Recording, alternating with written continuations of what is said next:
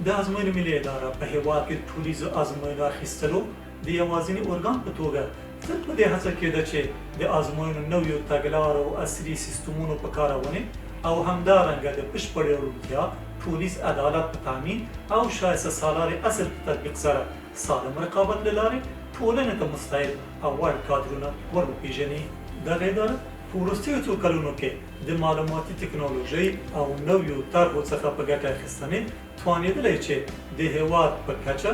د کانکور ازموینو پروسه کې شته ستونزو ته ځواب ووایي او ټوله هغه ننګونې چې ازموینې تر پوښتنې لاندې راوستې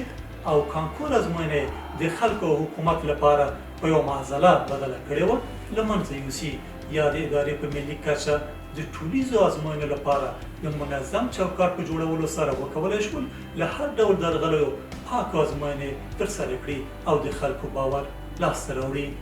د ازموینو ملي اداره تل هڅه کوي چې د سیمې او نړۍ په کچه د ازموینو نویو تګلارو په کارونې سره په هیواد کې د ډله ییزو ازموینو پروسه لا معیاري او باورمنده کړي